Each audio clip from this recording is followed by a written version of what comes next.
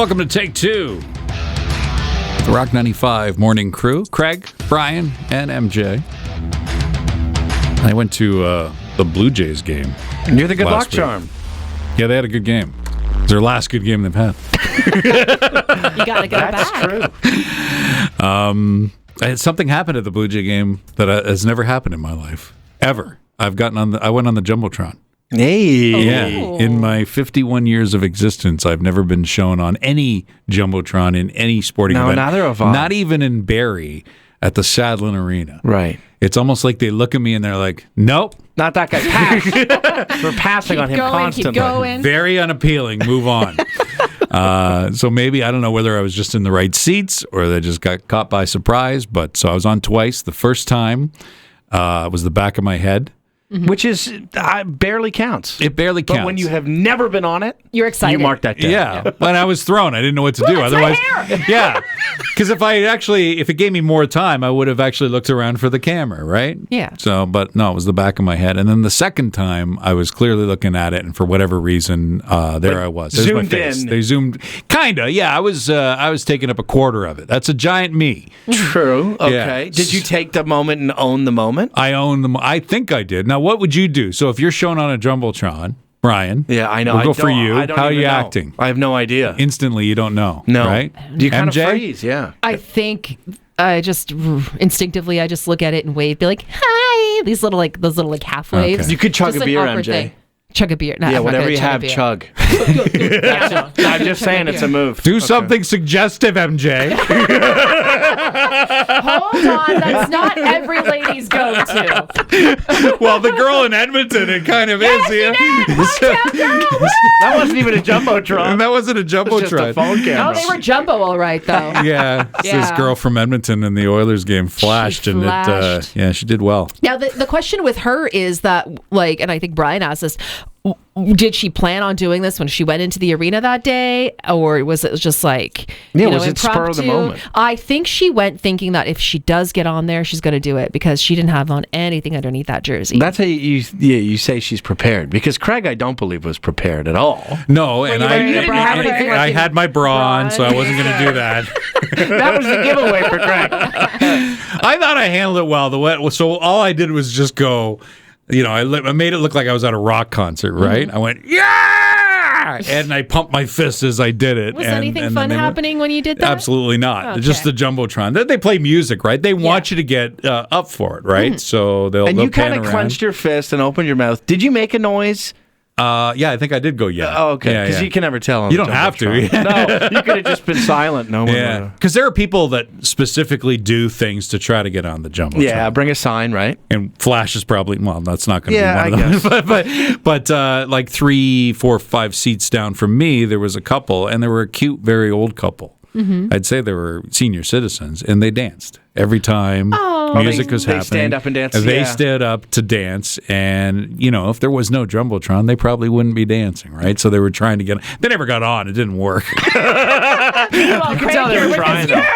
I mean, I felt kind of bad for them because I watched them and I'm like, look, they're trying to get on the Jumbotron and they're dancing. And then by the I don't know, 7th inning when songs started playing, they're like, nah, we're done. Yeah. I touched her more today than I have in years. We're I'm not gonna do it we're anymore. tired and we don't want to get into this anymore. But people have been discovered on the Jumbotron, not necessarily the Rogers Center Jumbotron, It's but their big break. It hasn't happened many times, but yeah, it has. it was Pamela Anderson that was the big That's one, right? the big one. Yeah, she was Yeah. shown and she was pretty and she moved on. Definitely, but I feel like that was like a little exaggerated. Like that was just like, hey, someone thought, oh, you're pretty, you should maybe think about doing some other things. Didn't she got her home improvement contract from that, right? From that one? I believe so. Or it because was she a- did. She was in Playboy before any of that.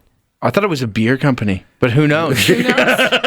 You gotta watch the documentary again, guys. I think it happened relatively quick, though. And how long Yeah. ago has it been for you, Craig? It's been a week. So, Well, just Phone's stay by open. there. I got my phone ready. If anybody Craig wants to Ross call. at, you know. Craig's List.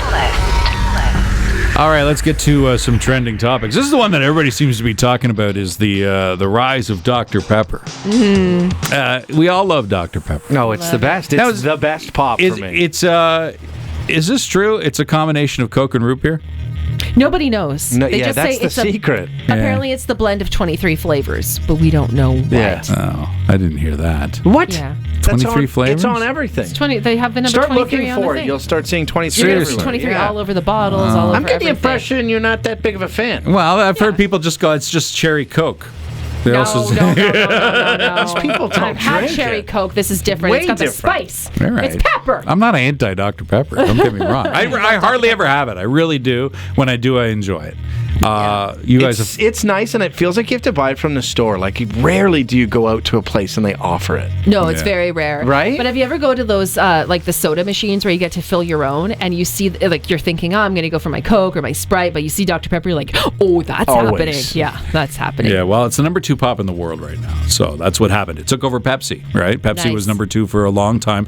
Coke is still ahead by a landslide, and it's not even close. And it's going to take another 40 years for Dr. Pepper to get there. But right now, number 2 is it's solid. solid. Yeah. All right, like it. Dr. P. Yeah. And pepperheads here. And Sprite is number 4. Whatever.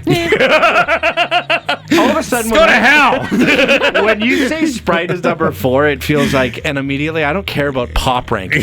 Okay, what a dumb So thing. happy for Dr. Pepper. Dumb and thing to after that- bring up. Well, the Diet Coke is 5 if you're still interested. But man almighty, feisty about our pop.